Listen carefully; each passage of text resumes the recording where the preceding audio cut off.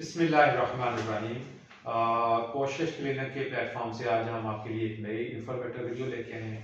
आज हम बात करेंगे मिस आलिया अतीक से, जो कि हैं क्लिनिकल साइकोलॉजिस्ट एट कोशिश क्लिनिक एंड रिहेबिलिटेशन सेंटर में। और आज हम उनसे पूछेंगे सेल्फ कंपैशन के बारे में। ये मिस आलिया, कैसी हैं आप? मैं बिल्कुल ठीक है, ये सेल्फ कंपैशन क्या चीज़ है, इसके बारे में ज़रा थोड़ा सा हमें तफसील से बताइएगा।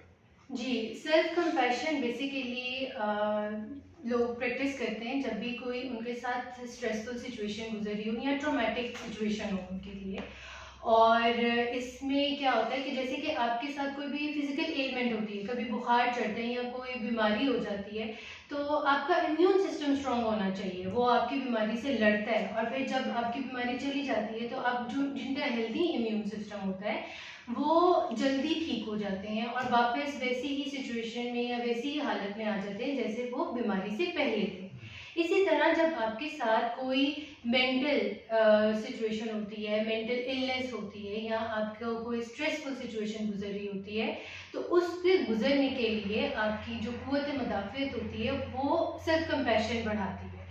और जब आप कोई भी प्रॉब्लम सिचुएशन हो, कुछ भी हो सकता है, छोटी सी छोटी कोई एग्ज़ाम कोई बच्चा दे रहा है और आजकल एग्ज़ाम्स के सीज़न चल रहे हैं, तो वो कहते हैं एक क्वेश्चन आप पेपर आ गया और क्वेश्चन उनमें से कोई नहीं आता और वो उसको स्ट्रेसफुल हो जाता है कि पता नहीं अब मैं कैसे करूँगा।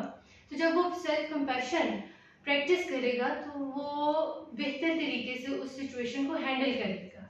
अब तो इसमें जो समझा वो ये है कि सेल्फ कंपैशन। जी मिस, अब ये फरमाइएगा कि इसकी एलिमेंट्स कितने हैं। ये जो सेल्फ कंपैशन है, इनके कौन कौन से एलिमेंट्स हैं और इसको इम्प्लीमेंटेशन इसकी कैसे हो सकती है?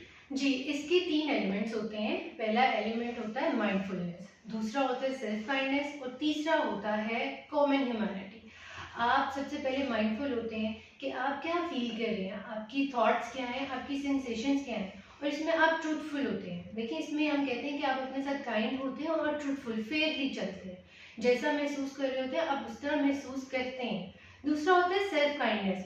सेल्फ काइंडनेस में ये होता है कि आप अपने आप के साथ काइंड हो जाते हैं। आपके साथ कोई भी सिचुएशन होती है, कुछ नहीं, कोई बात नहीं, कोई रिलैक्स करते हैं और कहते हैं कि ठीक है, हो रहा है, मैं ऐसा महसूस कर रहा हूँ, लेकिन चलिए मैं देखता हूँ। जैसे हमने एग्जाम्पल ली एक एग्ज़ाम की, बच्चा एग्ज़ाम हॉल में बैठा हुआ है, स्टूडेंट है और बहुत मुश्किल एग्ज़ाम आ गया है और उसको लग रहा है कि सारे सवाल उसको नहीं आते, तो वो पैनिक कर जाएगा। माइंडफुलनेस में वो क्या करेगा कि देखेगा, अच्छा मैं पैनिक कर गया हूँ, मेरी हार्ट बीट तेज़ हो रही है और मैं ऐसा सोच रहा हूँ कि मुझे कुछ भी नहीं आता और मैं फेल कर जाऊँगा।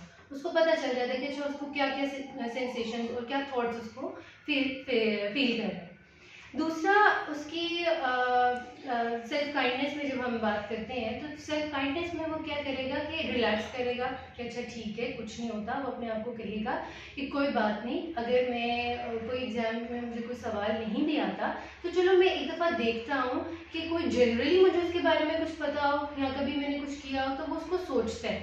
और फिर कॉमन ह्यूमैनिटी में ये होता है कि आप कहते हैं कि ये सबके साथ होता है, कोई भी सिचुएशन होता है, मैं अकेला नहीं हूँ, हर कोई इस तरह की सिचुएशन फेस करता है। और जब आप ये देख सोचते हैं ना कि मैं अकेला नहीं हूँ और मेरे साथ कोई यूनिक चीज़ नहीं हो रही है और सब ही ऐसा महसूस करते हैं, तो आपके अंदर ना थोड़ा सा हौसला आ जाता है और आप उस सिचुएशन को बेहतर तरीके से सॉल्व कर भी सकते हैं और फिर आपके अंदर नेगेटिव फीलिंग्स भी नहीं आती हैं। तो ये सेल्फ कंपैशन होता है और इस तरह हम सेल्फ कंपैशन को प्रैक्टिस करते हैं। थैंक यू वेरी मच, बहुत शुक्रिया।